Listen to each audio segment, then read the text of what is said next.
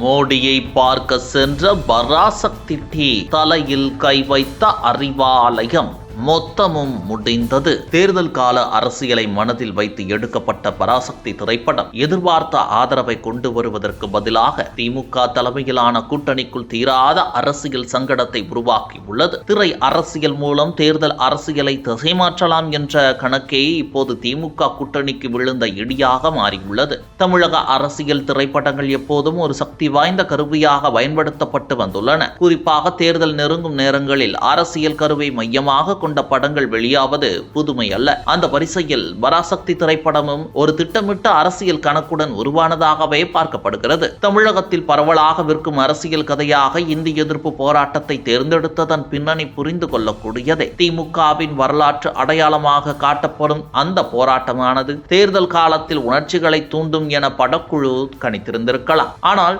அந்த கணக்கில் தான் பெரும் தவறு ஏற்பட்டுள்ளது. இந்தி எதிர்ப்பு அரசியலை முன்னிறுத்திய திமுகவும் இந்தியை ஆட்சி மொழியாக்க முயன்றதாக குற்றம் சாட்டப்படும் காங்கிரசும் இன்று ஒரே கூட்டணியில் இருப்பது இந்த படத்தின் அரசியல் தாக்கத்தை முற்றிலும் குழப்பிவிட்டது. இன்று மும்மொழி கொள்கை மூலம் ஹிந்தி திணிக்கப்படுகிறது என்ற குற்றச்சாட்டில் எவ்வளவு அரசியல் இருக்கிறதோ அதே அளவு அரசியல் அன்றைய ஹிந்தி திணிப்பு குற்றச்சாட்டிலும் இருந்தது என்பதே பலரின் வாதம். இந்த நிலையில் பராசக்தி திரைப்படம் திமுகவுக்கு தேர்தல் ஆதாயம் தரும் என்ற எதிர்பார்ப்பு முற்றிலும் பிழையாகி உள்ளது. மாறாக கூட்டணிக்குள் உள்ள முரண்பாடுகளை வெளிச்சத்துக்கு கொண்டு வந்து எதிர்க்கட்சிகளுக்கே அரசியல் வாய்ப்பை உருவாக்கி இருக்கிறது. மேலும் தாவேக தலைவர் நடிகர் விஜயின் ஜனநாயகன் பட தணிக்கை விவகாரத்தில் விஜய்க்கு ஆதரவாக லோக்சபா காங்கிரஸ் தலைவர் ராகுல் குரல் கொடுத்துள்ளார்.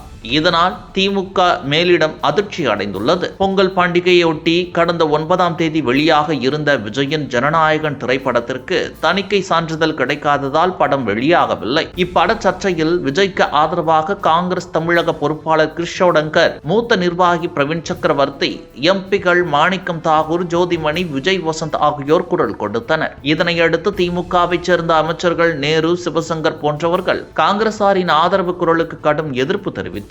இந்த நிலையில் லோக்சபா காங்கிரஸ் தலைவர் ராகுலும் ஜனநாயகன் படத்துக்கு ஆதரவாக குரல் கொடுத்துள்ளார். இதனால் திமுக மேலிடம் கடும் அதிர்ச்சி அடைந்துள்ளது. இவ்வாறு முட்டலும் மோதலும் போய்கொண்டிருக்கையில் டெல்லியில் மத்திய இணையமைச்சர் எல் முருகன் இல்லத்தில் பொங்கல் விழா நடைபெற்றது. இதில் பிரதமர் மோடி, பாஜக மாநில தலைவர் நயினார் நாகேந்திரன், முன்னாள் தலைவர்கள் அண்ணாமலை, தமிழிசை சவுந்தரராஜன், நடிகர்கள் சிவகார்த்திகேயன், ரவிமோகன், இசையமைப்பாளர் ஜி.வி. பிரகாஷ் உள்ளிட்டோர் கலந்து கொண்டனர். இது மேலும் காங்கிரஸை அதிர்ச்சி அடைய செய்துள்ளது. திமுக அரசை இதற்கு மேல் அசிங்கப்படுத்த முடியாது என தமிழக காங்கிரஸ் தலைவர்கள் புலம்ப ஆரம்பித்துள்ளார்கள். இன்னும் சில நாட்களில் திமுக காங்கிரஸ் கூட்டணி உடையும் என கூற ஆரம்பித்து விட்டார்கள். மேலும் சிவகார்த்திகேயன் சென்றது திமுக தரப்புக்கும் அதிர்ச்சியை ஏற்படுத்தியுள்ளது. தமிழ் திரையுலகம் தற்போது தேசியத்தின் பக்கம் திரும்புமா என்ற கேள்விகளும் தற்போது எழுந்துள்ளது.